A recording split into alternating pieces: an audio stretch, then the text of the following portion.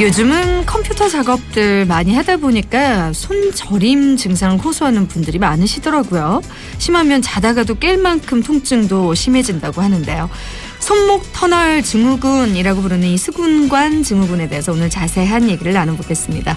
탑팀 재활의학과 박정욱 원장과 함께합니다. 어서 오세요, 원장님. 예, 안녕하세요. 네, 늘 원장님은요 더워도 뭐 추워도 늘 웃고 계시는 인상에 한몫하실 것 같아요. 근데 늘 이렇게 웃으시는 얼굴.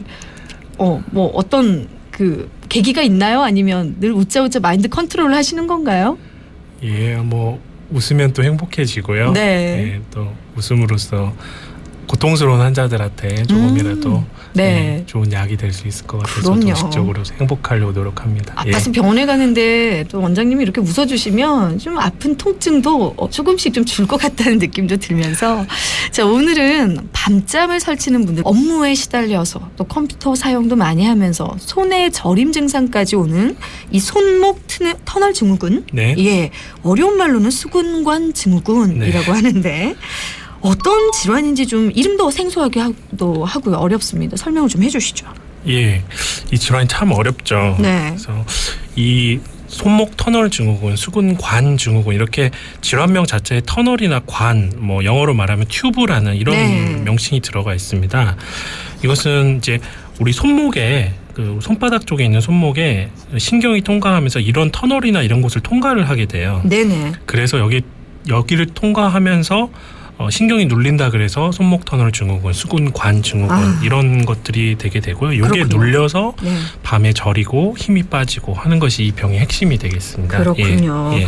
자, 밤에 저리고 힘이 빠진다. 예. 이게 이제 단계적으로 이런 증상들이 점점 더 심해질 것 같은데 가장 먼저 어떤 증상들이 찾아오는 건가요? 한번 머릿속에 한번 생각을 네네. 해보세요. 우리가 허리띠를 꽉 조이면 네네. 숨이 잘 안 쉬어지지 않습니까? 그렇죠. 일단. 예, 그런 원리라고 생각하시고 이제 제가 드리는 말씀을 들으면 이해가 쉬우실 겁니다. 네. 그래서 처음에는 살짝 허리띠가 조여지면 저희가 숨쉬기 어렵듯이 네. 우선 새끼손가락을 제외하고요. 네. 첫 번째, 두 번째, 세 번째 손가락 위주로 손이 막 저리게 돼요. 네. 처음에는.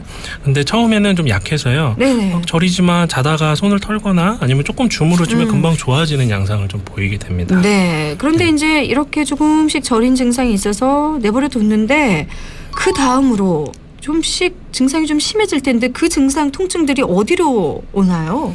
이제 분포는 아까 말씀드린 새끼손가락을 제외한 건 유지가 되는데요. 네네. 이제 감각이 점점점 저려지고요. 네네. 더 심해지면 우리 마치 장갑을 낀 것처럼 먹먹해지게 됩니다. 감각이 좀 둔해진다는 얘기예요? 네네네. 그리고 또 거기서 진행이 더 되면 네네. 이제 쥐는 소나기 힘 같은 것이 좀 떨어지게 돼요. 뭐 행주를 짜거나 주부들 같은 경우 빨래 짤 때 네. 그럴 때 힘이 빠져서 잘 못 네. 짜는 경우들. 맞습니다. 네. 통증이 아닌 근력 약화가 오게 되고요. 네. 그다음에 아까 제가 자다가 주무르면 좀 좋아진다고 그랬는데 이제는 주물러도 해결이 안 되는 수준까지 네. 가게 됩니다. 네. 요 정도가 되면 우리가 2단계라고 보고요. 네. 거기서 더 심해지면 이제 감각이 완전히 없어지거나 뭐 전혀 연필도 잡기 힘들 정도로 힘이 없어지는 그런 단계로 가면 저희가 네. 3단계라고 이야기를 하죠. 그렇군요. 예. 그럼 이렇게 증상만으로 진단을 할 수 있는 건가요? 우선 증상은 진단하는데 가장 좋은 힌트가 되긴 하지만 네. 근전도 검사라는 걸 해야 됩니다. 그렇군요. 근데 이 근전도 검사가 굉장히 좀 생소하고 또 어려우실 텐데요. 네네. 제가 좀 쉽게 설명을 드리면 네네. 우리가 보통 MRI 검사, 근전도 검사라는 게 있는데요.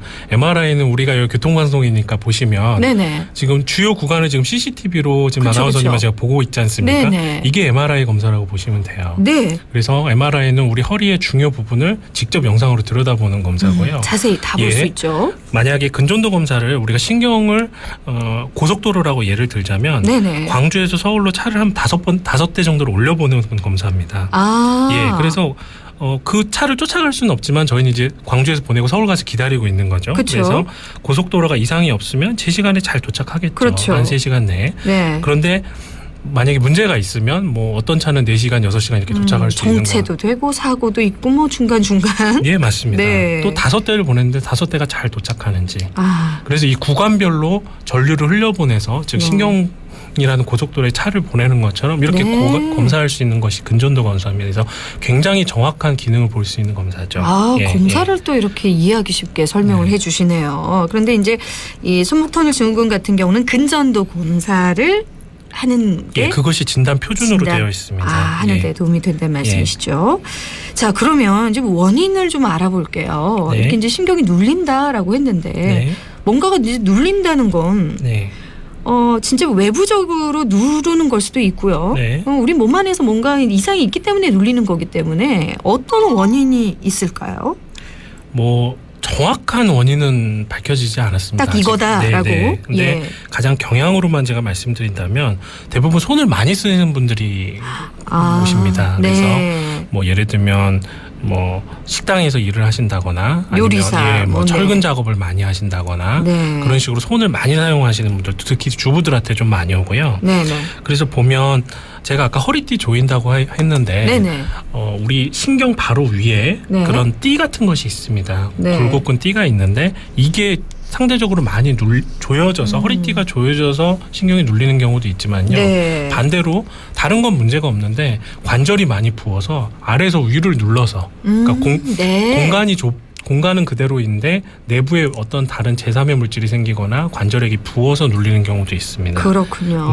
그래서 이런 것들을 근전도 검사는 신경학적으로 즉 차가 길이 막히는지 안 막히는지 그런 것만 보는 검사라고 본다면 이제 초음파 검사를 통해 가지고 뭐가 누르고 있는지 관절이 부어 있는지 아니면 띠가 당기고 있는지 이런 영상학적 검사를 같이 병행해야지만 정확한 상태를 파악할 수 있게 되겠습니다. 그렇군요.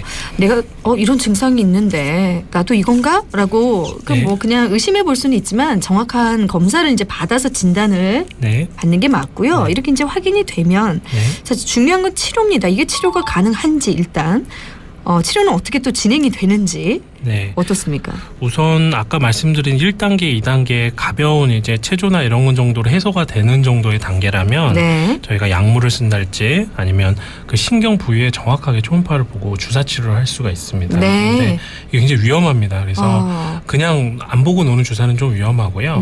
신경을 정말 피하고 주변 구조물을 피해서 주사 치료를 하게 되면 호전되는 경우가 많습니다.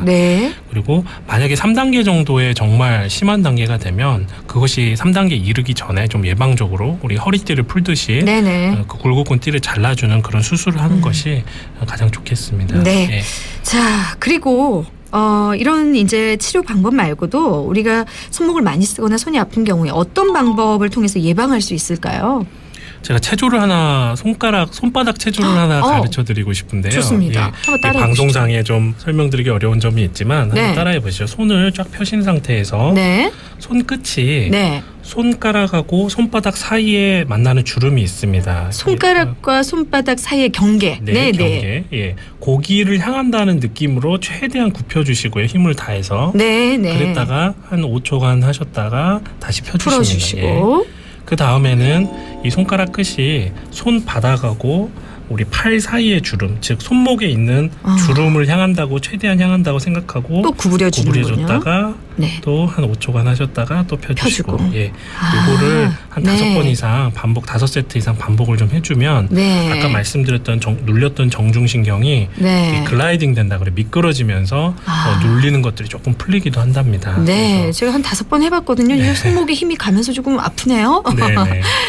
이런 그 간단한 체조가 또 도움이 된다고 하니까요. 손 많이 쓰시는 분들에게는 이런 체조 시간 날 때마다 한 번씩 해보셔도 좋을 것 같습니다. 자, 오늘 손목터널 증후군에 관한 도움 말씀 들어봤고요. 타팀 재활의학과 박정욱 원장과 함께했습니다. 고맙습니다. 감사합니다.